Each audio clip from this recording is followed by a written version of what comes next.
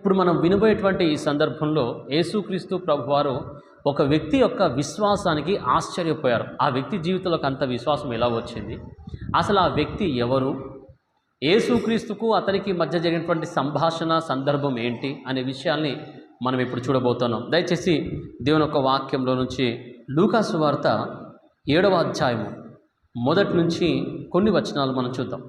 యేసు ఈ మాట విని అతని గురించి ఆశ్చర్యపడి తన వెంట వచ్చుచున్న జనసమూహము వైపు తిరిగి, ఇశ్రాయేలులోనైనను ఇంత గొప్ప విశ్వాసము నేను చూడలేదని మీతో చెప్పుచున్నానని. చూడండి, మాట 9వ వచనంలో మనం చూసాం. యేసు అతని యొక్క విశ్వాసమునకు ఆశ్చర్యపోయాడు. ఎవరు అతను? రోమీయుడైనటువంటి శతాధిపతి, ఒక అధికారి. అతడు తన యొక్క దాసుల్ని బాగు చేయమని క్రీస్తు ప్రభు వారి యొద్దకు కొంతమంది వ్యక్తుల్ని పంపించాడు. యేసు ప్రభువే స్వయాన వస్తుంటే, అయ్యా నీవు నా ఇంటికి వచ్చేంత పాత్రుని నేను కాను, నేను కూడా అధికారానికి లోబడిన వాన్నే, నా క్రింద కూడా కొంతమంది దాసులు ఉన్నారు, ఒకరిని పొమ్మంటే పోతాడు, రమ్మంటే వస్తాడు, అయినంత మాత్రాన నీవు నా ఇంటికి వచ్చేంత గొప్పవాన్నని మాత్రం నేను అనుకోవట్లేదయ్యా, దయచేసి మాట మాత్రము సెలవిమ్ము, నువ్వు మాట చెప్తే చాలు అని ఎప్పుడైతే క్రీస్తు ప్రభువారి గురించి ఆయన మాట్లాడాడో యేసయ్య ఆశ్చర్యపోయాడు. ఈ సందర్భంలో నుంచి ఒక 5 పాయింట్స్ నేను మీకు చెప్పబోతా ఉంటాను. చాలా జాగ్రత్తగా గమనిద్దాం. అసలు ఈ వ్యక్తికి అంతటి విశ్వాసం ఎలా వచ్చింది? ఈరోజు మన అంశం ఏంటంటే విమోచకుడిని విస్మయపరిచిన విశ్వాసం. విమోచకుడైన క్రీస్తు ప్రభువారిని విస్మయపరిచినటువంటి శతాధిపతి యొక్క విశ్వాసం. ఎలా అతనిలోనికి ఇంతటి విశ్వాసం వచ్చింది?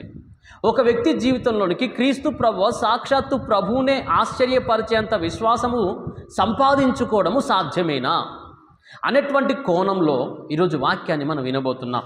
అతని జీవితంలో ఉన్న గుణగణాలు ఏంటి, ఏ లక్షణాల వల్ల అంతటి విశ్వాసం అతనికి సంప్రాప్తించింది, ఆ లక్షణాలు ఒకవేళ మనం కలిగి ఉంటే అలాంటి విశ్వాసం మనకు కూడా వస్తుందా లేదా అనేటువంటి విషయాల్ని మనం ఇప్పుడు చూడబోతూ ఉంటున్నాం. కాబట్టి చాలా జాగ్రత్తగా గమనించండి. అతనికి అంతటి విశ్వాసం రావడానికి మొదటి పాయింట్ ఏంటంటే మంచి మనస్సు కలిగినటువంటి వాడు. ఏంటి అతనిలో ఉన్న మంచి మనస్సు? చూడండి, ఒక యజమానుడు తనకంటే పై ఉన్నటువంటి వారితో స్నేహంగా ఉండాలని ఆశపడతా ఉంటారు, అంతే కదండి. రాజకీయంగా చూస్తే కింద ఉన్నటువంటి వ్యక్తి తనకంటే పై ప్లేస్లో ఉన్నటువంటి వారితో పరిచయంలో ఉండడానికి, స్నేహంలో ఉండడానికి ఇష్టపడతా ఉంటారు. కానీ ఇక్కడ మనకు కనపడుతున్నటువంటి ఈ శతాధిపతి తన క్రింద ఎవరైతే ఉన్నారో 100 మంది దాసులు, వారితో స్నేహంగా ఉండేటువంటి వారు. వారిలో ఎవరు అనారోగ్యంగా ఉంటున్నారో, ఎవరికి ఏ బాధ ఉంది, ఎవరికి అప్పుల బాధ ఉంది, ఎవరికి ఆరోగ్యం బాగోలేదు, ఈ అన్ని విషయాలు ఆయనకు బాగా తెలుసు. నేను అంటాను, ఇంతకంటే మంచి మనసు ఏదైనా ఉందా? పై వారిని ప్రేమిస్తాం, డబ్బున్న వారిని ప్రేమిస్తాం, అధికారంలో ఉన్న వారిని ప్రేమిస్తాం, పేరు పలుకుబడి హోదా బలబలగాలు కలిగినటువంటి వారిని ప్రేమిస్తాం, వారితో పరిచయాలు ఏర్పాటు చేసుకుంటాం, వారితో స్నేహంగా ఉండడానికి ప్రయత్నం చేస్తాము. ఇది లోకానుసారమైన విధానము.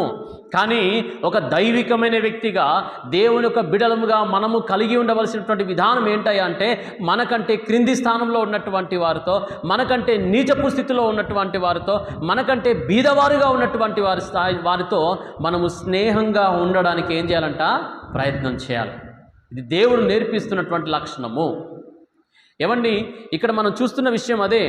తన క్రింద ఒక వ్యక్తికి ఆరోగ్యం బాగా లేకపోతే ఆయన విలవిల్లాడుతున్నాడు. దాసునికి బాగోలేదు, తన ఇంటి వారికి కాదు, తన బంధువులకు కాదంట. ఒక పనోడికి, ఒక దాసునికి బాగోలేకపోతే ఈ యజమానుడికి ఏంటంటే అంత చింత ఏంటి, అంత టెన్షన్ ఏంటి? యేసుక్రీస్తు ప్రభువారి దగ్గరికి ఒక వ్యక్తిని పంపించి అతనితో సంభాషింపజేసి అతనితో మాట్లాడి ఈ వ్యక్తిని గురించి చెప్పే అంత టెన్షన్ ఇతనికి ఎందుకు? నేను అంటాను ఒకటే మాట, అతను మంచి మనస్సు కలిగినవాడు. ఈరోజు దేవుని బిడ్డలారా, ఈ మనస్సు మనలో ఉందా? యేసు ప్రభువారు ఆశ్చర్యపడే అంత విశ్వాసం మనలోనికి రావాలంటే ఈ మనస్సు మనకి చాలా అవసరం. మురికివాడల్లో పరిచర్య చేసినటువంటి నోబెల్ బహుమతి గ్రహీత మదర్ టెరిసా. ఈ మదర్ టెరిసా ఎవరైతే ఉన్నారో ఆవిడ మత మార్పిడి చేస్తుంది, క్రీస్తును అనేకులకు ప్రకటిస్తుంది, ఆవిడను ఎలాగైనా సరే ఏదో ఒకటి చెయ్యాలి అని మతోన్మాదులు ఆ రోజుల్లో కూడా కక్ష కట్టారంట. కక్ష కట్టి కత్తులు కొడవళ్ళు పట్టుకొని ఒక గోడ చాట్న ఎక్కడ అవకాశం దొరుకుతుందా అక్కడ ఆవిడని చంపుదామా అని చెప్పి ఎదురు చూస్తూ ఉన్నటువంటి ఆ సమయంలో ఆవిడ తన ఆశ్రమంలో ఒక ముసలాయనకి భోజనం తినిపిస్తూ ఉంది, అన్నం తినిపిస్తూ ఉంది. పాపం ఆయన చేతులు సరిగ్గా లేవు, కుష్ఠరోగిగా ఉన్నాడు. భోజనము ఇలా చేయి పెట్టి తినిపిస్తూ ఉంది.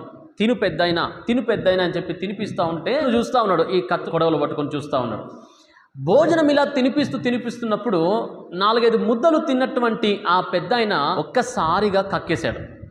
గమనించండి, ఇలా కక్కినప్పుడు ఆమె వెంటనే 2 చేతులు ఇలా పెట్టింది, దోసిల్లో పెట్టి ఆ వాంతినంతా కూడా చేతిలోకి తీసుకుంది.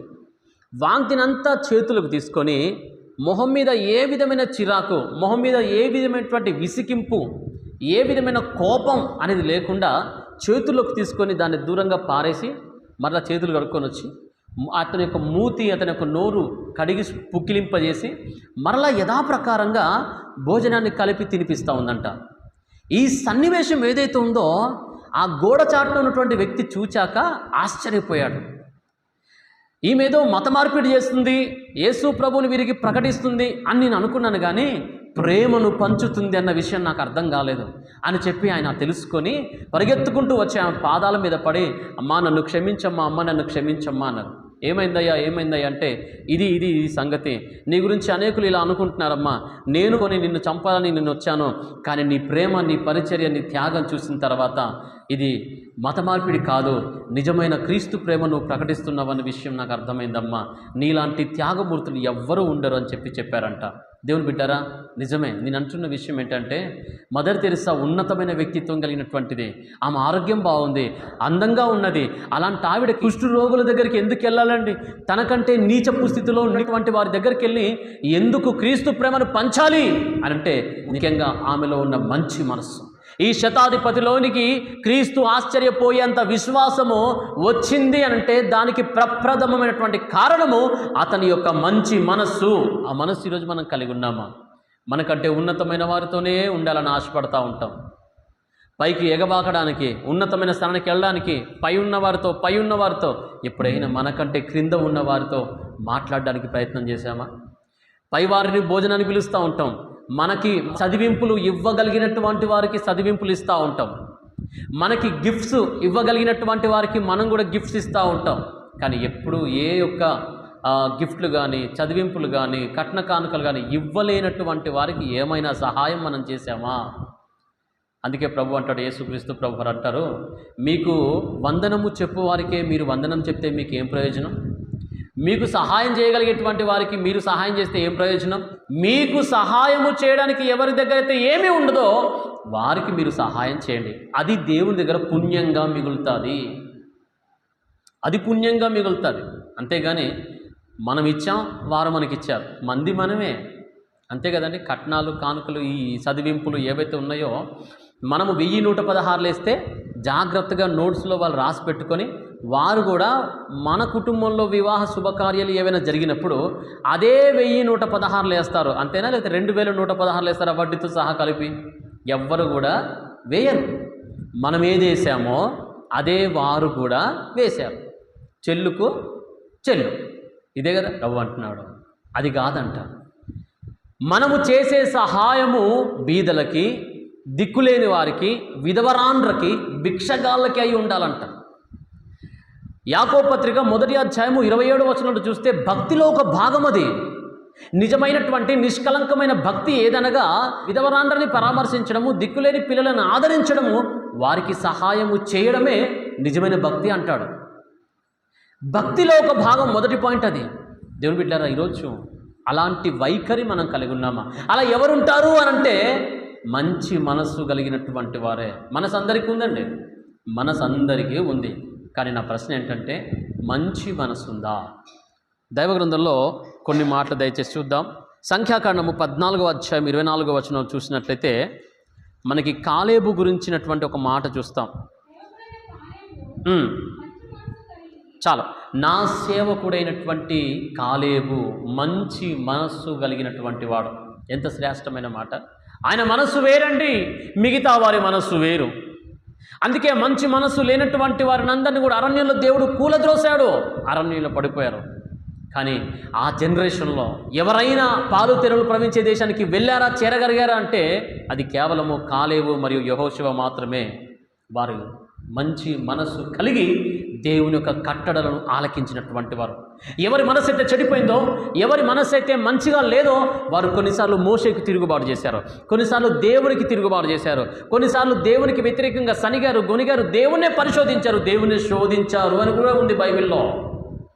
వారిలో మంచి మనసు లేదు. శ్రేష్టమైనటువంటి క్రీస్తు మనస్సు కలిగినటువంటి వారుగా ఈరోజు మనము ఉంటున్నామా? ఉన్నటువంటి వారు మాత్రం దేవుని కట్టడలను పాటించారు, ఆయన ప్రకారంగా నడిచారు. అందుకే వారు దీవించబడ్డారు. వారు శ్రేష్టమైనటువంటి పాలు తెనులు ప్రవహించే దేశంలోనికి వారు వెళ్ళగలిగారు. ప్రియమైన దేవుని బిడ్డలారా, ఒకసారి ఫిలిప్పీ పత్రికలో కూడా మనం చూసినట్లయితే పౌలు గారు ఫిలిప్పీలకు రాసినటువంటి పత్రిక 2వ అధ్యాయము 5వ వచనంలో చూస్తే ఆ మంచి మనసు ఎలాంటిదో చెప్తాను చూడండి. క్రీస్తు యేసును కలిగినటువంటి ఈ మనస్సును మీరు కలిగి ఉండండి.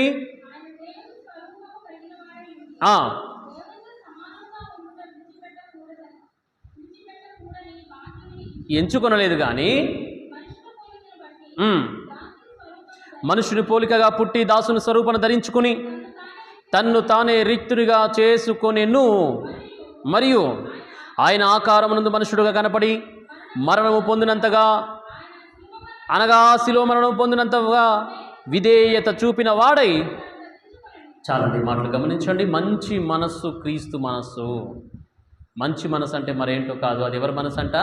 క్రీస్తు మనస్సు. క్రీస్తు మనస్సు కలిగిన వారిమిగా మనం ఉండాలి. అందుకే ఇక్కడ అంటున్నారు 5వ వచనంలో మనం చూసాం కదా, క్రీస్తు యేసులో కలిగినటువంటి ఈ మనస్సును మీరు కూడా కలిగి ఉండండి. ఆ మనస్సు ఎలాంటిదయ్యా అంటే, పరలోక రాజ్యంలో నేను ఉన్నాను కదా, నాకు చాలా చక్కటి ఫెసిలిటీస్ నాకు ఉన్నాయి, దేవదూతలు నన్ను ఆరాధించేటువంటి ధన్యత నాకుంది, పరిశుద్ధులు పరిశుద్ధులని గాన ప్రతిగానములు దివారాత్రము చేసేటువంటి గొప్ప భాగ్యం నాకు ఉంది, దీన్ని నేను ఎందుకు విడిచిపెట్టుకోవాలి అని అనుకోదంట ఆ మనస్సు.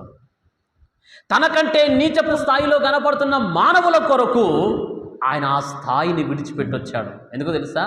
మనలను కూడా ఆ స్థాయికి తీసుకురావడానికి, మనకు కూడా ఆ పరిశుద్ధతను ఇవ్వడానికి, మనకు కూడా ఆ శ్రేష్టమైన పరలోక భాగ్యాన్ని దక్కించడానికి ఆయన తన స్థాయిని తగ్గించుకొని, వదులుకొని, త్యాగం చేసి మన దగ్గరకు వచ్చాడు. దాన్నే అంటాం మంచి మనస్సు.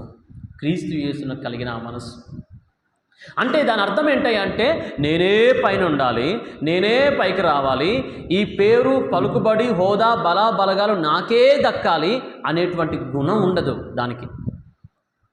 నాతో పాటు వీరు కూడా పైకి రావాలి. ఇంకా చెప్పాలంటే నాకంటే వీరున్నతమైన స్థాయికి రావాలి. ఉన్నామా ఈరోజు? అలా చేసేటువంటి ప్రార్థన మనలో ఉందా? ప్రభువా నన్ను దీవించకపోయినా పర్లేదు ప్రభువా, తనను దీవించండి. తన కుటుంబంలో చాలా కష్టాలు ఉన్నాయి ప్రభువా, తన కుటుంబంలో అప్పుల బాధలు ఉన్నాయి తండ్రి, ఏ క్షణాన ఎప్పుడు వారు తట్టుకోలేక ఆత్మహత్య చేసుకుంటారేమో అనేటువంటి భయం నాలో ఉంది ప్రభువా, నేను వారి కోసం ప్రార్థన చేస్తున్నాను, వారిని దీవించండి ప్రభువా. అలా చేస్తున్నామా ప్రార్థన? నాకు మంచి మార్కులు రాకపోయినా పర్లేదు తండ్రి, కానీ తనకు మంచి మార్కులు ఇవ్వండి, మంచి జ్ఞానంతో నింపండి ప్రభువా. చేస్తున్నామా ప్రార్థన? నాకు ఉద్యోగం దక్కకపోయినా పర్లా ప్రభువా, వారి కుటుంబ పరిస్థితి మరీ అధ్వాన్నంగా ఉంది, తనకు ఉద్యోగాన్ని ఇవ్వండి ప్రభువా అని ప్రార్థన చేస్తున్నామా? ఈ మనసే క్రైస్తవ మనస్సు, క్రీస్తు మనస్సు. ఎదుటి వారి యొక్క క్షేమాన్ని కోరే మనసు మనకి చాలా ప్రాముఖ్యం. శతాధిపతులు మనం చూసేది అదే. శతాధిపతి తనకంటే నీచుడైనటువంటి, తనకంటే క్రింది స్థాయిలో ఉన్నటువంటి దాసుని కొరకు అల్లాడిపోతున్నాడండి, ఆరాటపడుతున్నాడు. ఎలాగైనా ఇతన్ని స్వస్థపరచాలి, ఎలాగైనా ఇతనికి బాగు చేయాలి. ఎందుకంత తొందర?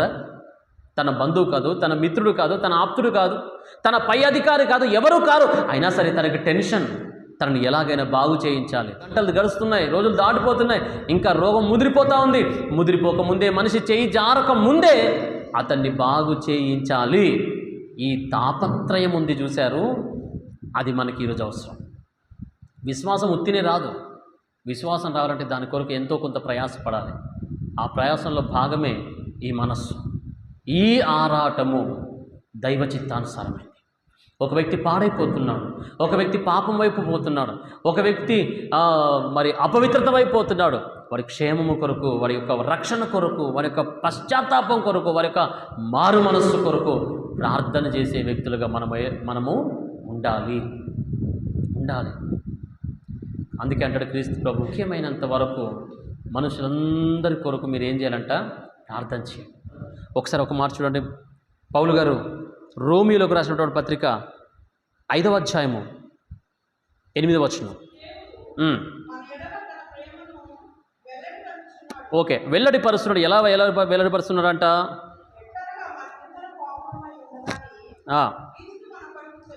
చూసారా, మనం ఇంకా పాపులంగా ఉండగానే క్రీస్తు తన యొక్క మంచి మనస్సును కలిగి మన కొరకు ఈ లోకానికి వచ్చి ఆయన చనిపోయాడు. మనలను పాపంలో నుంచి ప్రత్యేకపరచడానికి, లోకంలో నుంచి ప్రత్యేకపరచడానికి, పరిశుద్ధులుగా మార్చడానికి, పరలోక భాగ్యం దక్కించడానికి క్రీస్తు ప్రభువారు ఆయన మన కొరకు చచ్చిపోయాడు. ఎప్పుడంట? మనం పరిశుద్ధులంగా ఉన్నప్పుడు చచ్చిపోలేదంట.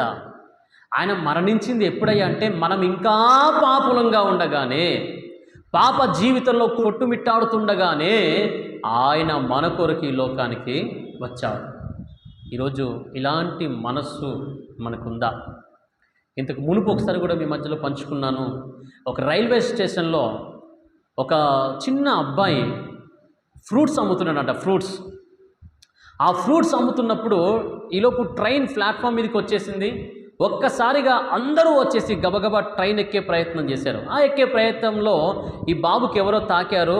బుట్టలో ఉన్నటువంటి ఆ ఫ్రూట్స్, ఆ కాయలన్నీ కూడా, పండ్లన్నీ కూడా ప్లాట్ఫామ్ మీద దొర్లుకుంటూ వెళ్ళిపోతున్నాయంట. కొన్ని కింద పడ్డాయి, కొన్ని అట్లా వెళ్ళిపోయాయి.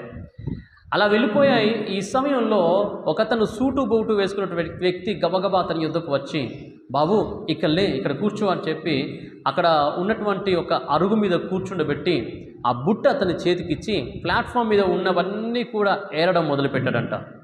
అన్ని ఫ్రూట్స్ ఏరి ఒక్కొక్కటి కలెక్ట్ చేసి తీసుకొచ్చి ఆ బుట్టలో వేశాడు. పడిపోయిన చిల్లర, పడిపోయిన డబ్బులు కూడా అవి కూడా తీసుకొచ్చి ఆయనకు అప్పగించాడు.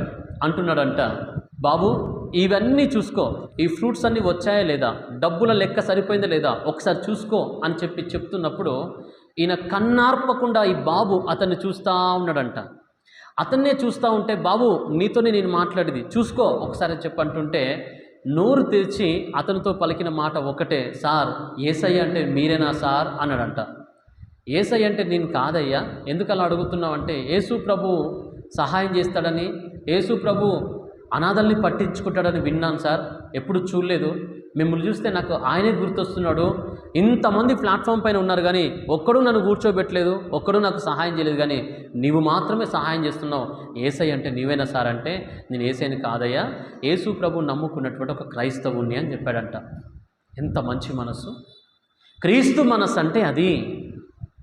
పాడైపోతున్న వాడిని చూసినప్పుడు మనకి ఒక ఆరాటం కలగాలి, ఒక బాధ కలగాలి, పడిపోయినటువంటి వారిని లేవనెత్తాలన్నటువంటి ఒక తృష్ణ కలగాలి. పైకి రాలేటువంటి వాడిని పట్టుకొని భుజము తట్టి బలపరుస్తూ, ఏం కాదు నువ్వు చేయగలుగుతావు, నువ్వు సాధించగలుగుతావు అని బలపరిచేటువంటి మనస్సు మనకు ఉండాలి. ఇది క్రైస్తవ్యం. ఇంత గొప్ప క్రైస్తవ్యాన్ని ఈరోజు పగలు ప్రతీకారాలు, కక్ష సాధింపులు పెట్టుకొని మనము నలుగురిలో నవ్వుల పాలు చేస్తూ ఉంటున్నామేమో ఒకసారి పరీక్షించుకోవాల్సిన అవసరం మనకు తప్పనిసరిగా ఉంది. ఇది మొదటి పాయింట్. ఒకటి, మంచి మనస్సు కలిగినటువంటి వాడు ఈ యొక్క శతాధిపతి. రెండోదిగా మనం చూసినట్లయితే 7వ అధ్యాయంలో మరొకసారి చదవండి, 3వ వచనం. శతాధిపతి యేసును గూర్చి విని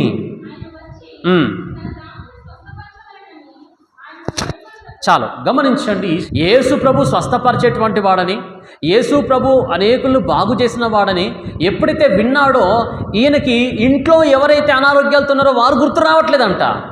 ఇతను గుర్తొచ్చినటువంటి మొట్టమొదటి వ్యక్తి ఎవరైనా ఉన్నారంటే అది అతని దాసుడు. అతని దాసుడు గుర్తు చేసుకొని వెంటనే తన దగ్గర ఉన్నటువంటి కొంతమంది వ్యక్తుల్ని పంపించి, నా దాసుని స్వస్థపరచడానికి దయచేసి నీవు ఒక మాట సెలవిస్తావా? దేవుని గురించి విన్న వెంటనే స్పందిస్తున్న వ్యక్తిగా చూస్తున్నాం. గమనించండి. 2, మంచి స్పందన. క్రీస్తు ఆశ్చర్యపోయేంత విశ్వాసం మనం సంపాదించుకోవాలంటే 2వ గుణము మంచి స్పందన మనం కలిగి ఉండాలి. స్పందన అంటే రెస్పాన్స్. దేవుని వాక్యము మనతో మాట్లాడినప్పుడు దానికి స్పందించే హృదయాన్ని మనం కలిగి ఉండాలి. ఉదాహరణకి కోపాన్ని గురించి దేవుడు గద్దించాడు. ప్రభువా, నాలోనే కోపం ఉంది తండ్రి, నన్ను క్షమించండి. ఆ కోపాన్ని గురించి ప్రభు సన్నిధిలో వెంటనే వదులుకోవాలి, వెంటనే స్పందించాలి. అబద్ధాన్ని గురించి దేవుడు మాట్లాడాడు, అబద్ధం ఉండకుండా జాగ్రత్త పడాలి. ఈర్ష్య గురించి దేవుడు మాట్లాడాడు, ఈర్ష్య ఉండకుండా జాగ్రత్త పడాలి. ఇలా దేవుడు దేని గురించి అయితే మాట్లాడుతున్నాడో వాటి గురించి స్పందించేటువంటి మనస్సు మనలో ఉందా? ఇది చాలా ప్రాముఖ్యం. నాతాను అనేటువంటి ఒక ప్రవక్త ద్వారా దావీదు యొక్క పాపాన్ని దేవుడు గద్దించాడు. ఆ వ్యక్తి ఎవరో కాదయ్యా, నీవే అని ఎప్పుడైతే నాతాను దావీదుని గురించి చెప్పాడో క్షణం ఆలస్యం చేయకుండా మోకాళ్ళ మీద పడి పశ్చాత్తాపడ్డాడండి దావీదు. స్పందించాడు. 51వ కీర్తన మొత్తం కూడా స్పందన కీర్తనగా మనం చూస్తాం.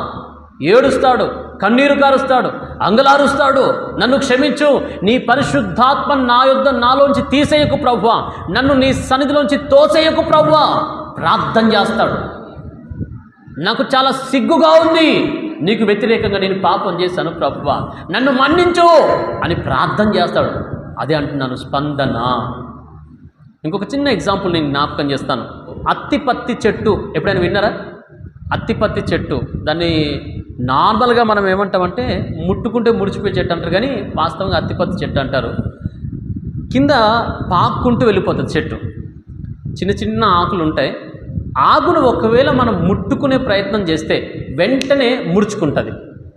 ముట్టుకుంటే ముడుచుకుంటుంది. టచ్ అయిందా చాలు వెంటనే ముడుచుకుంటుంది. కొద్దిసేపు ఆగుదాంలే అని అనుకోదు, కాసేపటి తర్వాత ముడుచుకుందామని అనుకోదు. అదే చెప్తున్నా, స్పందన అంటే అలా ఉండాలి. దేవుడు తాకాడా? వాక్యం ద్వారా ముట్టుకున్నాడా? వాక్యం ద్వారా గద్దించాడా? వాక్యం ద్వారా సరి చేసే ప్రయత్నం చేస్తున్నాడా? వెంటనే మనల్ని మనం ఏం చేయాలంట? సరి చేసుకోవాలి, వెంటనే సరిదిద్దుకోవాలి. ప్రభువా, నాతో నీవు మాట్లాడే ప్రభువా, నీకు వందనాలు తండ్రి. మనల్ని ఎందుకు దేవుడు చేస్తున్నాడంటే సరి చేయబడితేనే, సరిదిద్దబడితేనే పరలోక రాజ్యానికి వెళ్తాం కాబట్టి. అక్కడికి వెళ్ళేటువంటి ఉద్దేశంలో భాగంగా ఇక్కడ దేవుడు మనల్ని ప్రిపేర్ చేస్తున్నాడు. నాయనా, అన్నీ బాగున్నాయి, బాగా ప్రార్థన చేస్తున్నావు, బాగా వాక్యం చదువుతున్నావు, కానీ కోపం మానలేదు, వదిలేయి. దేవుడు సరి చేస్తున్నాడు. అన్నీ బాగున్నాయి, క్రమం తప్పకుండా ప్రార్థనకు వస్తున్నావు, అన్నీ బాగానే ఉన్నాయి, కానీ చెప్పుడు మాటలు ఎక్కువగా వింటున్నావు, వదిలేయి. లేదా నోరు ఎక్కువగా పారేసుకుంటున్నావు, వదిలేయి. లేదా కోపం ఎక్కువగా ఉంది, వదిలేయి. ఇవన్నీ ఎందుకు దేవుడు చెప్తున్నాడు అంటే వాటిని విడిచిపెట్టుకుంటే అక్కడికి మనం వెళ్తామని. హల్లెలూయా. అక్కడికి వెళ్ళాలనే ఉద్దేశంతోనే దేవుడు మనతో మాట్లాడుతున్నాడు. అడుగుతున్నాను, స్పందన మనలో ఉందా? ఆ స్పందించే గుణం మనం కలిగి ఉన్నామా? శతాధిపతి అండి యేసు ప్రభుని గురించి విన్నాడో లేదో వెంటనే స్పందిస్తున్నటువంటి వ్యక్తికి కనపడుతున్నాడు. సిగరెట్ పెట్టెల మీద, తంబాకు మీద, ఇంకా కైని గుట్కా వాటిపైన ఒక పేరు ఉంటుంది, cigarette is injurious to health అని. తర్వాత మద్యపానం ఆరోగ్యానికి హానికరమని. ఇవన్నీ చూస్తున్నటువంటి మానవుడు స్పందించట్లా. తాగేటువంటి దాని మీదనే ఆ ఫోటోలు పెట్టేశారు. ఇది తాగితే ఇక్కడంతా క్యాన్సర్ వస్తుందిరా, గొంతు క్యాన్సర్ వస్తుంది, ఇది తాగితే లివర్ మొత్తం పాడైపోతుంది అని చెప్పి దానిపైన ఫోటో పెట్టారు. ఫోటో పెట్టినా కూడా మనుషులకు అర్థం కావట్లా. అది చూసుకుంటూనే తాగేటువంటి ప్రబుద్ధులుగా మారిపోయారు. స్పందన లేనటువంటి వారి జీవితాలు సమాధుల వైపు పరిగెడతా ఉంటున్నాయి. వాటి బారిన పడి తమ ప్రాణాలను పోగొట్టుకున్న వారు ఎంతోమంది, వారి కుటుంబాల్లో చెల్లాచెదరైపోతూ ఉంటున్నాయి. నేను ఎందుకు చెప్తున్నాను ఈ మాట? స్పందన మనలో ఉందా? వాక్యానికి ప్రతిస్పందించే హృదయాలు మనం కలిగి ఉన్నామా? ఏమంటే దేవుని వాక్యం మనల్ని పాపి అని గుర్తు చేస్తూ ఉంటుంది. దేవుని వాక్యం మనల్ని పశ్చాత్తాపంలోకి నడిపిస్తుంది. అంత మాత్రమే కాదు, ఆయన వాక్యము ద్వారా క్రీస్తు ప్రభువారు తన రక్తం ద్వారా మనల్ని కడిగి మనలను పరిశుద్ధులుగా మారుస్తాడు. ఇవన్నీ ఎవరి ద్వారా జరుగుతున్నాయంటే కేవలం వాక్యం ద్వారా మాత్రమే. వాక్యం యొక్క శక్తి అలాంటిది. 119వ కీర్తన 50వ వచనం చదవండి ఒకసారి. బ్రతికించి ఉన్నది చాలు నెమ్మది, అంటే ప్రశాంతత. దేవుని వాక్యము పాపి అని గుర్తు చేస్తుంది. దేవుని వాక్యము పశ్చాత్తాపము కలిగిస్తుంది. దేవుని వాక్యము 119వ కీర్తన 9, 11 వచనాల ప్రకారంగా మనకి పవిత్రతని ఇస్తుంది. దేవుని వాక్యము ప్రశాంతతని ఇస్తుంది, నెమ్మదినిచ్చే దేవుని వాక్యం. అలాంటి దేవుని వాక్యానికి స్పందించకపోతే ఎవరికి స్పందిస్తాం? స్పందన, రియాక్షన్, రెస్పాండ్. వాట్సాప్లో ఒక వ్యక్తి ఎవరైనా మెసేజ్ చేస్తే దానికి మనం వెంటనే స్పందిస్తాం. కొంతమంది చేతిలో 24 గంటలు ఫోన్ ఉంటుంది. నిద్రపోయినప్పుడు తలాపున, నిద్రపోకముందు చేతిలో, ఎప్పుడు చేతిలోనే ఫోన్ ఉంటుంది. ఏ టైంలో మెసేజ్ చేసినా వితిన్ సెకండ్స్లో మనకి రిప్లై వస్తుంది. ఎంత స్పందన కదా. నేను అంటున్న విషయం ఏంటంటే, ఒక వ్యక్తి విషయంలో, ఒక మెసేజ్ విషయంలో, ఒక కాల్ విషయంలో ఇంత రెస్పాండింగ్ లైఫ్ నీకున్నట్లయితే, ఇంత స్పందించేటువంటి మనసు నీకున్నట్లయితే, దేవుడు పదే పదే సేవకుల ద్వారా, వాక్యం ద్వారా మాట్లాడుతున్నప్పుడు ఎందుకని స్పందించడం లేదు? ఎందుకు స్పందించలేకపోతున్నావు? నువ్వు మెసేజ్కి రిప్లై అయినంత మాత్రాన అక్కడ ఏం మునిగిపోదు, ఏం జరగదు. కానీ దేవునికి రెస్పాండ్ అవ్వకపోతే, వాక్యానికి రెస్పాండ్ అవ్వకపోతే మాత్రం ఖచ్చితంగా ఒకరోజు నరకానికి మాత్రం పోతావని మాత్రం గుర్తు చేస్తున్నాం. కాబట్టి దేవుని బిడ్డారా, స్పందించే హృదయాలు మనకు కలుగు. 2 విషయాలు మాత్రం ఈరోజు చెప్తున్నాను. విమోచకుని విస్మయపరిచిన విశ్వాసం ఒక శతాధిపతి జీవితంలో ఎలా సంభవించింది, ఎలా వచ్చింది, అతని విశ్వాసానికి క్రీస్తు ప్రభువు ఎందుకు ఆశ్చర్యపోయాడు? అతనిలో ఉన్నటువంటి మొదటి లక్షణము మంచి మనస్సు. తనకంటే క్రింది స్థాయిలో ఉన్నటువంటి వ్యక్తులను కూడా ప్రేమించేటువంటి గొప్ప మనస్సు ఆయన కలిగి ఉన్నాడు. గొప్ప వ్యక్తిత్వాన్ని కలిగి ఉన్నాడు. తనతో సమానమైన వారితో కాదు, తనకంటే పైవారితో కాదు, తనకంటే క్రింది స్థాయిలో ఉన్నవారితో స్నేహంగా ఉండడం ఆయనకి తెలుసు. ఈరోజు అడుగుతున్నాను, మనం ఆ లక్షణాన్ని మనం కలిగి ఉన్నామా? 2, మంచి స్పందన తనలో కనపడతా ఉంది. క్రీస్తు ప్రభు అని విన్నాడో లేదో వెంటనే స్పందిస్తున్నాడు. ఆలస్యం చేస్తే ఆయన దాటిపోతాడన్న విషయానికి తెలుసు. అందుకే స్పందన, ఆ స్పందన మనం కలిగి ఉన్నాం. ఎన్నో వాక్యాలు మనం విన్నాం, వాటికి స్పందిస్తున్నామా? వాక్యాలకు తగ్గట్టుగా సరి చేసుకుంటున్నామా, సరిదిద్దుకుంటున్నామా? ఒకవేళ లేకపోతే ఈరోజు ఒక మంచి తీర్మానం తీసుకుందాం, ఒక మంచి నిర్ణయం తీసుకుందాం. ఆ విశ్వాసం మనకు కూడా కావాలి. అలాంటి శ్రేష్టమైన విశ్వాసంతో మనం కూడా నింపబడాలి. కాబట్టి ఆ మంచి మనసు, ఆ మంచి స్పందన మనం కలిగి ప్రభు యొక్క కృపలో ముందుకు సాగుతాం. యేసు ఆశ్చర్యపోయినటువంటి సందర్భాలు 2. ఒకటి, అవిశ్వాసానికి, స్వజనుల్లో వారు కలిగి ఉన్న అవిశ్వాసాన్ని చూసి యేసయ్య ఆశ్చర్యపోయాడు. ఇంత దారుణమైనటువంటి అవిశ్వాసమా? నేను వీరిని బాగు చేయాలనుకున్నా కూడా బాగు చేయలేకపోతున్నానే, అంత ఘోరమైన అవిశ్వాసం వీరిలో ఉందా అని ఆయన ఆశ్చర్యపోయాడు. 2వదిగా, ఒక వ్యక్తి యొక్క విశ్వాసానికి ఆశ్చర్యపోతున్నాడు. అది శతాధిపతి యొక్క విశ్వాసం. ఈ శతాధిపతి యొక్క విశ్వాసంలో చాలా విషయాలు ఉన్నాయి, అన్నీ చెప్పదలుచుకోవట్లేదు. కానీ సంక్షిప్తంగా 5 విషయాలు మాత్రం గుర్తు చేస్తున్నాను. ఇంతటి అద్భుతమైనటువంటి విశ్వాసం తన జీవితంలోకి ఎలా వచ్చింది అని మనం చూడగలిగితే, 1, మంచి మనసు అతని కలిగినటువంటి వాడు. 2, మంచి స్పందన కలిగినటువంటి వాడు అని మీ మధ్య నేను జ్ఞాపకం చేయడం జరిగింది. ఒకసారి 7వ అధ్యాయము 9వ వచనం చూడండి. ఈ మాట, ఆశ్చర్యపోయాడు యేసు ప్రభువే. యేసు ప్రభు ఆశ్చర్యపోయి, ఇంత గొప్ప విశ్వాసము ఇశ్రాయేలులో కూడా నేను చూడట్లేదు అంటున్నాడు. అంటే ఇశ్రాయేలీయులు అంటే దేవుని యొక్క సొత్తైన జనాంగము, దేవుని యొక్క ప్రజలు, ఎన్నుకొనబడినటువంటి వారు, సెపరేట్ చేయబడ్డటువంటి వారు, వారిలో కూడా ఇంత విశ్వాసం కనిపించట్లేదంటే ఇప్పుడు ఈ శతాధిపతి ఎవరంట? ఇశ్రాయేలీయుడు కాడు అని మనకి ఇక్కడ అర్థమవుతుంది. అంటే మేబీ అతను అన్యుడై ఉండాలి, అతను రోమియుడై ఉండాలి. ఆ రోమియుడైనటువంటి ఈ వ్యక్తిలో కూడా ఇంత శ్రేష్టమైనటువంటి విశ్వాసం. గమనించండి దేవుని బిడ్డలారా, ఆ విశ్వాసానికి యేసయ్య ఆశ్చర్యపోయాడు. ఎలా వచ్చిందంత విశ్వాసం? ఒక వ్యక్తి జీవితంలో యేసు ప్రభువే ఆశ్చర్యపోయేంతటి విశ్వాసము పొందుకోవడము అది కుదిరే పనేనా? 100% కుదిరేదే. ఒక వ్యక్తి ఫస్ట్ ర్యాంకర్గా పాస్ అయినట్లయితే ఆ ఫస్ట్ ర్యాంకర్ స్టూడెంట్ ఎలా కంఠస్థం చేశాడో, ఎంత కష్టపడ్డాడో అవి మనం పాటిస్తే దాని ప్రకారంగా మనం కూడా ఫస్ట్ ర్యాంక్ పొజిషన్లోకి, లెవెల్లోకి రావచ్చు. మరి ఈ వ్యక్తిలోకి ఇంత విశ్వాసం వచ్చిందంటే ఆయనలో ఉన్న గుణగణాలు మనం కూడా అవలంబించుకుంటే చాలు, ఆ విశ్వాసం మనకు కూడా లభించే అవకాశం ఉంది. కాబట్టి ఏమున్నాయి అతనిలో గుణగణాలు అంటే మనం చూసాం, తన దాసుని ప్రేమించేటువంటి మనస్తత్వంలో ఉంది. ఒక తక్కువ స్థాయిలో ఉన్నటువంటి, క్రింది స్థాయిలో ఉన్నటువంటి వారిని ఎవ్వరు ఇష్టపడరు. ఎప్పుడు కూడా మనకంటే ఉన్నతమైన వారితో ఉండాలనుకుంటాం. కానీ ఆ గొప్ప మనసు, ఆ గొప్ప గుణం ఈ యొక్క శతాధిపతిలో ఉంది. అది విశ్వాసానికి మొదటి పాయింట్. కాబట్టి మంచి మనస్సు కలిగిన వాడు. 2వదిగా మంచి స్పందన. యేసుని గురించి విన్నాడో లేదో వెంటనే స్పందించాడు, రియాక్ట్ అయ్యాడు. యేసు ప్రభువు దగ్గరికి పంపించాలి, యేసు ప్రభుతో మాట్లాడాలి, నా దాసుని గురించి చెప్పాలి, ఆ స్పందన ఏదైతే ఉందో అది గొప్ప విషయం. అందుకే రెండవదిగా మంచి స్పందన. థర్డ్ పాయింట్, మూడవదిగా మనం చూసినట్లయితే 7వ అధ్యాయము 3వ వచనం చూడండి. యూదుల పెద్దలను ఆయన యొద్దకు పంపించాడు. ఈ విషయాన్ని మనం అర్థం చేసుకోవడానికి ఒక చిన్న విషయాన్ని జ్ఞాపకం చేస్తాను. ఒకవేళ మనము మ్యారేజ్ ఇన్విటేషన్ ఎవరికైనా ఇవ్వాలనుకుంటే, ఎవరో దారిన పోయే దానయ్య చేతికి కార్డు ఇచ్చి ఫలానా ఊర్లో ఫలానా దగ్గర ఫలానా ఇంటి నెంబర్ కలిగినటువంటి వారు మాకు బంధువులు, అక్కడికి వెళ్ళి ఈ కార్డు వారికి ఇవ్వండి, మేము ఇచ్చామని చెప్పామని ఇవ్వండి అని అంటామా? ఇవ్వం. ఎవరింట్లో శుభకార్యమో వారే స్వయంగా వెళతారు, ఆ ఇంటి వారే వెళ్తారు. ఇక్కడ మన బ్రదర్ మ్యారేజ్ జరిగినప్పుడు ఆంటీ గారు అంకులు వారు స్వయాన ఇంటికి వచ్చి వారు మమ్మల్ని ఇన్వైట్ చేశారు. మేము అన్నాం అప్పటికి, మీరంతా స్వయాన రావాల్సిన అవసరం ఏంటి అంకుల్, పర్లేదు కదా, చెప్పొచ్చు కదా ఒక మాట, ఫోన్ చేసి అంటే లేదయ్యా అది మర్యాద కాదు, ఖచ్చితంగా మీరు రావాలి. నేను అదే చెప్తున్నాను. ఇప్పుడు ఇక్కడ ఇతని యొక్క టాస్క్ ఏంటంటే, నేను మాట్లాడాలనుకున్న సందేశం యేసుకు తెలియాలి, నేను చెప్పాలనుకున్నది తెలియాలి. అలా తెలియాలంటే ఆయన కింద 100 మంది ఉన్నారండి దాసులు. 100 మందిలో ఏ ఒక్కరికి చెప్పినా కూడా పరిగెత్తుకుంటూ వెళ్ళిపోయి యేసు ప్రభుతోటి అయ్యా ఫలానా శతాధిపతి ఈ విషయం మీకు అందజేయమన్నాడు అని చెప్పొచ్చు. కానీ పనివారిని పంపించలేదు. బైబిల్లో స్పష్టంగా రాశాడు ఆ మాట. యూదులలో అతనితో స్నేహంగా ఉన్నటువంటి పెద్దల్ని పంపించారు. యేసు ప్రభు ఒక సెలబ్రిటీగా ఉన్నాడు ఆ రోజుల్లో.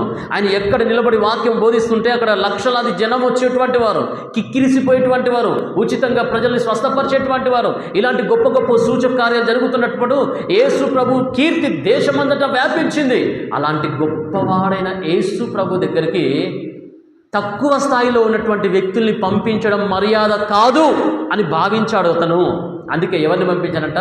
పెద్దలను. నేను అంటున్నాను, ఇతను మర్యాద తెలిసినటువంటి వాడంటే. అందుకే 3వ పాయింట్, మంచి మర్యాద అతనిలో ఉంది. మర్యాద కలిగినటువంటి వాడు. తక్కువ వారిని పంపించేసి అతన్ని అవమానించడం ఆయనకి ఇష్టంలా. అందుకనే పెద్దల్ని పంపించాడు. పెద్దలు వెళ్ళి, వారు కూడా యూదుల్లో ఉన్నటువంటి పెద్దలు వెళ్ళి ఆయన్ని స్పెషల్గా ఇన్వైట్ చేస్తున్నారు. అక్కడే రోమిడైనటువంటి శతాధిపతి యొక్క వ్యక్తిత్వం మనకు అర్థమైపోతూ ఉంది. మర్యాదస్తుడు. ప్రియులారా, ఈరోజు నేను అడుగుతున్నాను, ఈ మర్యాద మనలో ఉందా? నేటి దినాల్లో మర్యాదే లేదండి, గౌరవం లేదండి. ఒకప్పుడు ఎంత గౌరవించేటువంటి వారు. టీచర్స్ క్లాస్ రూమ్లోకి వస్తున్నారంటే స్టూడెంట్స్కి వణుకు పుట్టేది, భయంతో వణుకు పుట్టేది. అమ్మో టీచర్ వస్తున్నాను. ఈరోజు టీచర్ వస్తుంటే ఆ టీచరేగా వచ్చేది. ఏదో పెద్ద సీఎం అయినట్టు మాట్లాడతావేంటి అంటారు. ఈరోజు పరిస్థితి అది. టీచర్స్ అంటే స్టూడెంట్స్కి భయం లేదు, పేరెంట్స్ అంటే పిల్లలకి భయం లేదు, పాస్టర్ అంటే సంఘస్థులకు భయం లేదు. ఏ రకంగా చూసినా కూడా పెద్దలంటే అసలు భయం అనేది లేకుండా పోతూ ఉంటుంది. బైబిల్లో మనం చూస్తే కళ్ళు నెత్తికెక్కిన వారి తరం గలదు అనే మాట మనకు కనపడుతుంది. ఈ రోజులు అలాంటివి. పొగరెక్కి మనుషులు బ్రతుకుతూ ఉంటున్నారు, గర్వంతో నిండిపోయి మనుషులు బ్రతుకుతూ ఉంటున్నారు, ఎదుటివాడంటే లెక్క లేకుండా బ్రతుకుతూ ఉంటున్నారు. అలా మనం ఉండడానికి వీల్లేదు. మనం నోరు తెరిచి మాట్లాడినప్పుడు మర్యాద ఇవ్వాలి, మన ప్రవర్తన ద్వారా మర్యాద ఇవ్వాలి, పెద్దలను సన్మానించాలి. ఆ స్థాయికి వారు ఊరినే రాలా. ఆ పిల్లలు తల్లిదండ్రులకు ఖచ్చితంగా సన్మానించాలి. అది దైవ నిర్ణయం, దైవ ఆజ్ఞ.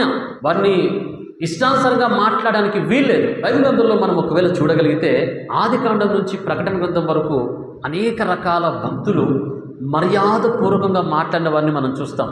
ఉదాహరణకి ఈ సారా అబ్రహాము యజమానుడా అని పిలుస్తుంది. ఆ తర్వాత అలా ఇంకొంచెం ముందుకు మనం అలా వచ్చేసినట్లయితే రూతు గ్రంథంలో బోయజు కనపడతాడు. బోయజు రూతుని అంటాడు నా కుమారి అని సంబోధిస్తాడు. అదేవిధంగా అత్తయ్య కనపడతారు, నయోమి, రూతును నా కుమారి అని సంబోధిస్తుంది.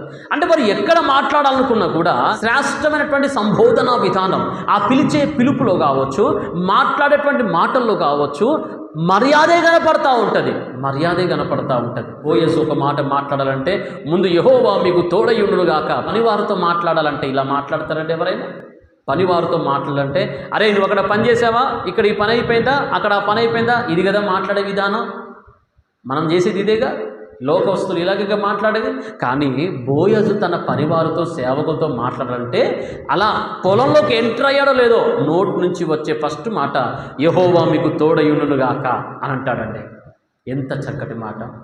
సేవకులతో ఎంత చక్కగా మాట్లాడతాడో. దేవుడి జనాంగమా, నేను జ్ఞాపకం చేస్తున్నాను ఈరోజు, మర్యాద తెలిసిన వాడు ఈ యొక్క శతాధిపతి. యేసు ప్రభు ఆశ్చర్యపోయేంత విశ్వాసంతో రావడానికి మూడవ కారణము ఇదిగో ఈ మంచి మర్యాదే. ఈ మర్యాద ఈరోజు మనం కూడా కలిగి ఉండాలి. గౌరవం, పెద్దల్ని గౌరవించాలి, సంఘస్థుల్ని గౌరవించాలి, సేవకుల్ని గౌరవించాలి, చిన్నల్ని గౌరవించాలి. ప్రతి ఒక్కరిని ఇలా గౌరవించేటువంటి మంచి గుణగణాన్ని మనం కలిగి ఉన్నాం. ఇంకా క్రింద మనం వచ్చినట్లయితే మరి 5వ వచనం చదువుదాం ఒకసారి. 5వ వచనం చూడండి. ఆ యొక్క పెద్దలు యేసుక్రీస్తు ప్రభుతో చెప్తున్నారు. ఇప్పుడు అతడు మన జనులను ప్రేమించి మనకు సమాజ మందిరము తానే కట్టించినని ఆయనతో చెప్పి మిక్కిలి బ్రతిమిలాడుకుంటున్నారు. చాలు. ఈ శతాధిపతి ఏం చేశాడయ్యా అంటే, ఈ యూదుల కొరకు ఒక సునగోగు కట్టించేశాడు, ఒక సమాజ మందిరాన్ని కట్టించాడంట. ఈ విషయాలు ఎవరు చెప్తున్నారు? ఈ విషయాలు చెప్పేది పెద్దలు, యూదుల పెద్దలు చెప్తున్నారు. అయ్యా, అతడు ఒక అధికారిగా ఉన్నప్పటికీ తన వారికి మేలు చేసేవాడు మాత్రం కాదు, తన వారినే చూసుకునేవారు కాదు, తన కులస్తుల్ని, తన దేశస్తుల్ని, తన మతస్థులకి మాత్రమే సపోర్టుగా ఉండేవాడు కాదు. మనము యూదులమైనప్పటికీ మనకి కూడా ఒక మంచి మందిరాన్ని కట్టించాడు. మేమందరం అతని మాట వింటున్నామంటే అతని యొక్క వ్యక్తిత్వం, అతని యొక్క మంచి గుణం అని తన గురించి చెప్తూ వస్తూ ఉంటున్నారు. జాగ్రత్తగా గమనించండి. 4th పాయింట్ మనం చూస్తున్నాం, మంచి భక్తి కలిగిన వాడు. ఇతని జీవితంలో మనకు కనిపించేది భక్తి. భక్తి అంటే ఏంటి అని మనం ఒకవేళ ప్రశ్నించుకోగలిగితే, తెల్లని వస్త్రాలు వేసుకోవడం భక్తి అని కొంతమంది అనుకుంటారు, లేకపోతే ఉపవాసం ఉండడం భక్తి అని మరికొంతమంది అనుకుంటారు, లేకపోతే సమయానికి ప్రార్థనకి రావడం భక్తి అనుకుంటారు, లేకపోతే ఎక్కడ మందిరం కనిపించినా, ఎక్కడ చర్చి కనిపించినా దండం పెట్టుకోవడం, మొక్కుకోవడం భక్తి అనుకుంటారు. ఇవి కాదు. భక్తి అంటే ఇది కాదు. భక్తికి ఒక స్పెషల్ డెఫినేషన్ బైబిల్ చెప్పిందండి. యాకోబు పత్రిక 1వ అధ్యాయము 26, 27 వచనాల్లో మనం చూస్తే 26లో అంటాడు, అక్కడ ముందు నీ నోటిని ఏం చేయాలంట? అదుపులో ఉంచుకోవాలి. ఇష్టానుసారంగా వాగొద్దు. ఏమి చేయకూడదో అది చెబుతూ ఏమి చేయాలో అది చెబుతాడు. నోటిని అదుపులో ఉంచుకోవాలి, నెంబర్ 1. నెంబర్ 2, అనాథలను, దిక్కులేని వారిని నువ్వేం చేయాలంట? పరామర్శించాలి వారి ఇబ్బందులలో అంటాడు. నెంబర్ 3, ఇహలోక మాలిన్యం అంటించుకోకుండా ఏం చేయాలంటే నిన్ను నువ్వు కాపాడుకోవాలి. ఇదండి భక్తి. 3 గుణగణాలు కలిగినటువంటి వాడు నిజమైన భక్తిపరుడు. నీ డ్రెస్ నిన్ను భక్తిపరుడుగా నిర్ధారించదు. నువ్వు చేసే ప్రార్థన నువ్వు భక్తిపరుడుగా నిర్ధారించదు. బైబిల్ పట్టుకొని రావడము, ప్రార్థన చేసుకోవడము, క్రమంగా సన్నిధికి రావడం, ఇవన్నీ భక్తిలో భాగాలు, కానీ భక్తి కాదు. భక్తి అంటే ముందు కంట్రోల్ యువర్ టంగ్, నీ యొక్క నోరు అదుపులో ఉండాలంతే. జాగ్రత్తగా మాట్లాడాలి, అవసరమైనంత మటుకే మాట్లాడాలి, మితముగా మాట్లాడాలి, నోరు పారేసుకోకూడదు. భక్తుడైనటువంటి సొలొమోను అంటాడు, జ్ఞాని అయిన వాడు మౌనిగా ఉండును అంటాడు. ఉందండి బైబిల్లో. మౌనంగా ఉంటాడంట, నోరు పారేసుకోడు. నాకే అన్ని తెలుసని విర్రవీగడు, నేనే సమస్త జ్ఞానిని అని వాడు విర్రవీగడంట. ఎన్ని తెలిసినా మౌనంగా ఉంటాడు తన సమయం కొరకు. సమయం వచ్చినప్పుడు తన టాలెంట్ బయటపెడతాడు. ఇది జ్ఞాని అంటే. సో కాబట్టి నెంబర్ 1, నోటిని అదుపులో ఉంచుకోవాలి. ఈరోజు భక్తి పరులుగా చాలామంది ప్రార్థన చేస్తున్నారు, దీర్ఘమైనటువంటి ప్రార్థన చేస్తూ ఉన్నారు, ఉపవాసాలు ఉంటున్నారు, సమయానికి ప్రార్థనకు వస్తూ ఉంటున్నారు, కానీ వారి నోటిని మాత్రం అదుపులో ఉంచుకోవట్లా. కోపం వచ్చినప్పుడు ఇష్టానుసారంగా మాట్లాడేస్తున్నారు, కోపం వచ్చినప్పుడు బూతులు ఆడుతున్నారు. వారు భక్తి పరులు కాదు. బైబిల్ అటువంటి వారిని ఖచ్చితంగా ఖండిస్తుంది. అది భక్తి కాదు అంటున్నాడు దేవుడు. మరి ఏంటి? అదుపులో ఉండాలి, మౌనంగా ఉండాలి. ఎంతమంది అన్నా కూడా తుడి చేసుకుంటూ వెళ్ళిపోవాలండి. ఇది నిజమైనటువంటి భక్తి. నెంబర్ 2, మనము దిక్కులేని వారిని, పిల్లలను, అనాథ పిల్లలను, విధవరాండ్రను పరామర్శించాలి. వారికి సహాయము చేయగలగాలి, వారి యొక్క ఇబ్బందుల్లో వారిని చూడగలగాలి. 3 పూట్లు మనమే తినడం కాదు, మనకి చేతనైన తోచినంత సహాయం అటువంటి వారికి కూడా చేయాలి. ఏడాదికి 2-3 జతలు మనం కొనుక్కుంటున్నాం బట్టలు, మనకు ఉన్నటువంటి మంచివి పాత బట్టలు మిగతా వారికి కూడా ఇవ్వగలగాలి. ఇది భక్తి. ఇది భక్తిలో భాగం కాదు. అసలు భక్తి అంటేనే ఇది. దీన్ని మర్చిపోయింది క్రైస్తవం.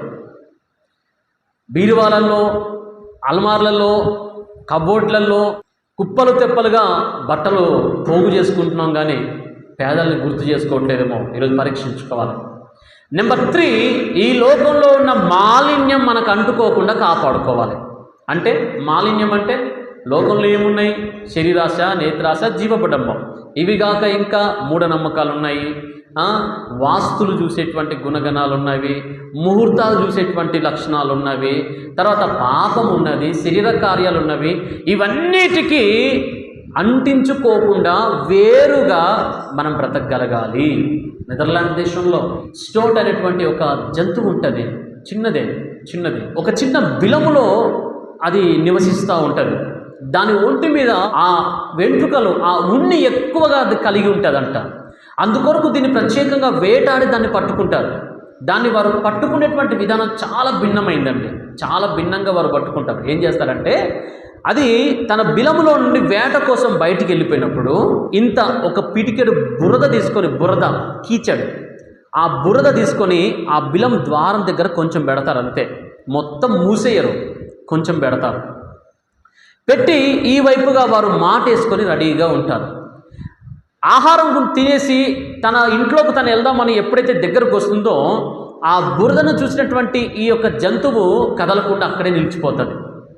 ఈలోపు వెనక నుంచి వాళ్ళు వస్తూ ఉంటారు. వెనక నుంచి వాళ్ళు పట్టుకోవడానికి వస్తూ ఉంటారు. వారిని చూస్తుంది, ఇటు బిలాన్ని చూస్తుంది, ఇటు బురదను చూస్తుంది, కదలకుండా ఆగిపోతుంది.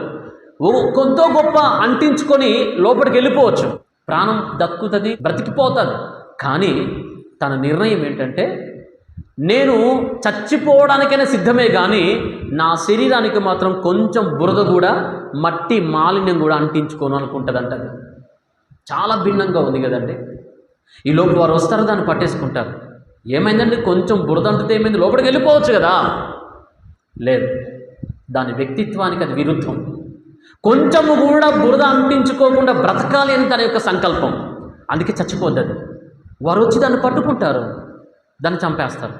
గమనించండి, ఒక జంతువు అంత ఖచ్చితంగా ఏ విధమైన మాలిన్యం అంటుకోకుండా బ్రతకాలి అనుకుంటున్నప్పుడు, దేవుని ఒక రక్తంతో కడగబడ్డ జనాంగం, ఆయన సొత్తైనటువంటి జనాంగం మనము మరి ఇంకెంత పరిశుద్ధంగా బ్రతకడానికి మనం సంకల్పించుకోవాలి, మరి ఇంకెంత శ్రేష్టంగా బ్రతకడానికి సంకల్పించుకోవాలి. అందుకే జ్ఞాపకం చేస్తున్నాను, ఈ లోక మాలిన్యం మనకు అంటించుకోకుండా బ్రతకడమే నిజమైన భక్తి.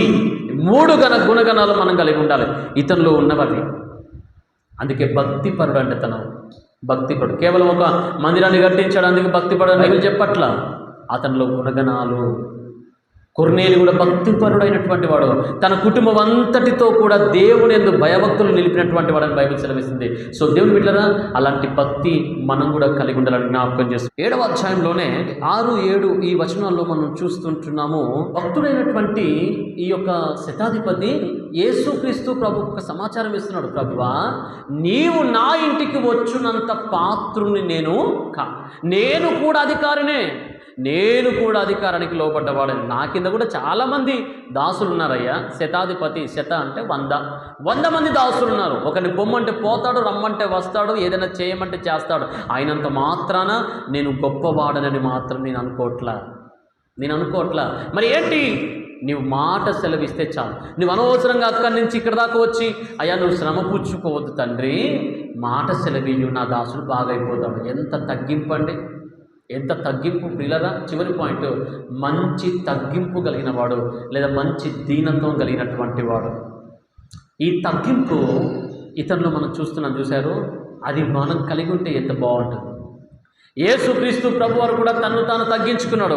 అపోస్తలుడైన పౌలు ఫిలిప్పీలకు రాసినటువంటి పత్రిక 2వ అధ్యాయము 6వ వచనం నుంచి మనం చూసినట్లయితే, ఉండి విడిచిపెట్టకూడని భాగ్యమని ఎంచుకొనలేదు కానీ మనుషుల పోలికగా పుట్టి దాసుని స్వరూపం ధరించుకొని తనను తానే రిక్తునిగా చేసుకొనెను.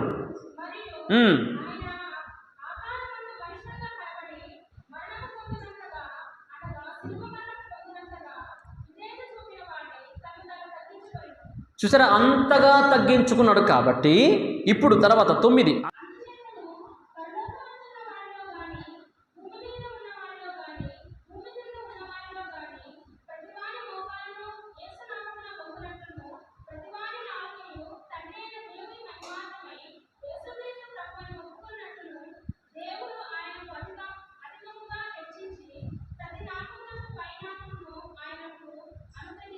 చాలు. చూడండి, అంతగా తగ్గించుకున్నాడు కాబట్టి పరలోక భాగ్యాన్ని విడిచిపెట్టకూడని భాగ్యమని ఎంచుకోలేదు. ఆయన కలిగినటువంటి వసతి, ఆయన కలిగినటువంటి గొప్ప హోదా, ఇవన్నిటినీ విడిచిపెట్టి లోకానికి వచ్చి మానవ పోలికలో పుట్టి అంతటితో ఆగక తన్ను తాను దాసుని స్వరూపంలోకి మలుచుకొని అంతటితో ఆగక ఇంకా తగ్గించుకునేటువంటి ప్రక్రియలో భాగంగా రిక్తుడిగా మార్చుకున్నాడు. అంతగా తగ్గించుకున్నాడు. రిక్తుడు అంటే మనుషులు చూడగలని వాడు, మనుషులు చూడలేనటువంటి వాడు, వాడు చూడగానే అసహించుకునేవాడుగా రక్తసిక్తమైనటువంటి దేహముతో తను మార్చుకున్నాడు. ఇంతగా తగ్గించుకున్నాడు కాబట్టి బైబిల్ చెప్తుంది అన్ని నామముల కంటే పైనామం అతనికి ఇవ్వబడింది. ఉన్నతంగా హెచ్చించబడ్డాడు. ఉన్నతమైన స్థానము ఆయనకి దేవుడు కల్పించాడు. అవును దేవుని బిడ్డలారా, ప్రభు దృష్టికి ఎవరైతే తగ్గించుకుంటారో వారు హెచ్చించబడతారని బైబిల్ సెలవిస్తూ ఉంటుంది. దేవుని యొక్క దృష్టికి తగిన సమయమందు ఆయన మనల్ని హెచ్చించినట్లుగా ఆయన బలిష్టమైన చేతి క్రింద దీన మనస్కులై ఉండమని ప్రభు మనతో మాట్లాడుతూ ఉంటున్నాడు. ఒక్కసారి మాటలు జ్ఞాపకం చేసుకుందాం. తగ్గింపు మనలో ఉందా? ఎవరైనా ఒక మాట అంటే నువ్వేంట్రా నన్ను అనేది అనేటువంటి వైఖరి మనలో ఉన్నట్లయితే మనం తగ్గింపు కలిగిన వారం కాదు. ఈరోజు చాలామంది సంఘస్థులు కూడా సేవకుల మీద అలుగుతూ ఉంటున్నారు. సేవకుల మీద కారణం ఏంటంటే ఆ సేవకులు చెప్పేటువంటి వాక్యం వారికి ఖండితంగా గుచ్చుకున్నప్పుడు ఆ మాటలు తీసుకోలేకపోతూ ఉంటున్నారు. సేవకుల మీద అలిగితే, ఇప్పుడు అన్నం కుండ ఉందండి, అన్నం డేక్ష ఉంది, దాని మీద అలిగితే ఎవరికి బాధ వేస్తుంది? ఆకలి ఎవరికి వేస్తుంది? అది ఎవరైతే దాని మీద అలుగుతున్నారో వారికే. ఒక సేవకుడుగా అంతే, వాక్యంలో నుంచి జీవాహారము తినిపించేటువంటి వ్యక్తి మీద అలిగినట్లయితే నష్టం ఎవరికి? ప్రార్థన చేసేటువంటి వాడి మీద అలిగితే నష్టం ఎవరికి? ఆలోచన చేద్దాం. ఎంతోమంది తగ్గింపు లేని వారుగా ఉన్నారు. కానీ శతాధిపతి, ఒక అధికారి, ప్రపంచమంతట్లోనే ఉన్నటువంటి సామ్రాజ్యాలలో రోమా సామ్రాజ్యం చాలా శ్రేష్టమైంది. అలాంటి రోమా సామ్రాజ్యంలో ఒక శ్రేష్టమైన అధికారి తగ్గించుకుంటున్నాడండి. ఎంత గొప్ప విషయం! తను తాను తగ్గించుకొని, అయ్యా నీవు నా ఇంటికి వచ్చేంత గొప్పవాడిని నేను అనుకోవట్లేదు అయ్యా, నేను అధికారినైనంత మాత్రాన పెద్ద తోపు తురువేం కాదు నాయనా, నీవు మాట సెలవియు సరిపోతాది. దేవునికి మహిమ కలుగును గాక. ఈరోజు ఈ మాటలు వింటున్న దేవుని బిడ్డ, మనలో ఈ తగ్గింపు ఉందా? విమోచకుల్ని విస్మయపరిచిన విశ్వాసం, అంత శ్రేష్టమైన విశ్వాసం మన జీవితంలోకి మనం కూడా సంపాదించుకోవాలంటే ఈ శతాధిపతి కలిగినటువంటి శ్రేష్టమైన గుణగణాలు మనము కూడా కలిగి ఉండాలి. 5 విషయాలు పూర్తిగా మీకు జ్ఞాపకం చేయడం జరిగింది. నెంబర్ 1, ఒకటి, అతనిలో మనం చూస్తున్నాం మంచి మనస్సు. మన పై ఉన్న వారితో మాత్రమే కాక మన క్రింద ఉన్నటువంటి వారితో, మనకంటే తక్కువ స్థాయిలో ఉన్నటువంటి వారితో, మనకంటే తక్కువగా చదివే వారితో, మనకంటే తక్కువ టాలెంట్ ఉన్న వారితో కూడా మనము టైం స్పెండ్ చేయాలి. వారితో స్నేహంగా ఉండాలి. వారిని కూడా మన స్థాయికి తీసుకురావడానికి ప్రయత్నం చేయాలి. నెంబర్ 2, అతనిలో మనం చూస్తున్నాము మంచి స్పందన. దేవుని యొక్క వాక్యానికి ప్రతిస్పందించేటువంటి మంచి మనస్సు మనకు ఉండాలి. యేసు అని విన్నాడో లేదో ఇక ఆలస్యం చేయకుండా వెంటనే ఆయన దగ్గరికి కొంతమంది వ్యక్తుల్ని పంపించినట్లుగా మనం చూస్తూ ఉన్నాం. అలాంటి స్పందన వాక్యానికి మనం కూడా కలిగి ఉండాలి. నెంబర్ 3, అతనిలో మనం చూస్తున్నాం మంచి మర్యాద. పెద్దల్ని పంపించేటువంటి విధానం మనం చూస్తున్నాం. ప్రియులరా, మనం కూడా పెద్దలని గౌరవించేటువంటి మంచి గుణగణాలని కలిగి ఉండాలి. మాటలు వింటున్న వారందరూ కూడా ఈరోజు నుంచి మనకంటే వయసులో పెద్ద అయినటువంటి ప్రతి ఒక్కరిని సన్మానించి గౌరవించే, తల్లిదండ్రులు సన్మానించి పూజించేటువంటి స్థాయి మనము కలిగి ఉండాలని నేను జ్ఞాపకం చేస్తూ ఉంటున్నాను. 4వదిగా మంచి భక్తి కలిగినటువంటి వాడు అతనిలో శ్రేష్టమైన భక్తి ఉంది, నిజమైన భక్తి ఉంది.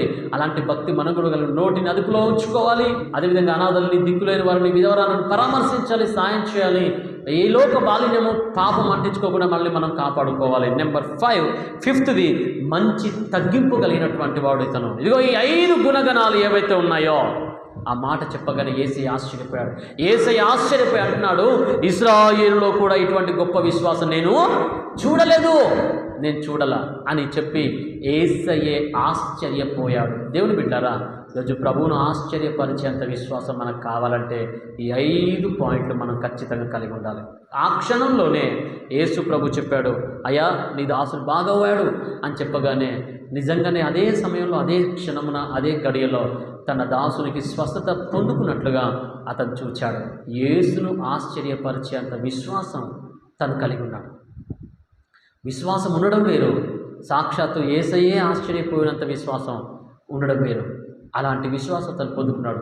అలాంటి విశ్వాసం మనం కూడా పొందాలంటే ఈ 5 పాయింట్లు మనం కూడా కలిగి ఉండాలి. అలా కలిగి ఉండి అంత శ్రేష్టమైన విశ్వాసం పొందుకోవాలని మనవి చేస్తూ కొద్ది మాటలు ప్రభు మన వెనుకలో ఫలింపచేయండి గాక.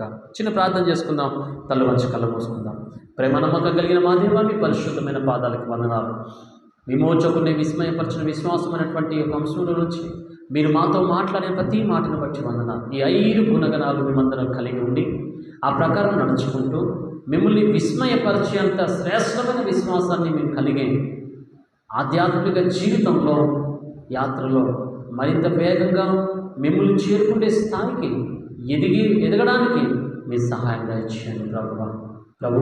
ఇలాంటి గుణగణాలను కలిగి మీ వలె మారి అనేకులకు మిమ్మల్ని చూపించి మిమ్మల్ని ప్రకటించి తిరిగి మీరు ఆకడైనా మా పోకడైనా ఎత్తబడే భాగ్యం మాకు దయచేయమని కోరుతూ ఈ మాటలు మా వెనుకలో ఫలితం చేయమని యేసుక్రీస్తు నామములో ప్రార్థన చేస్తున్నాం తండ్రి.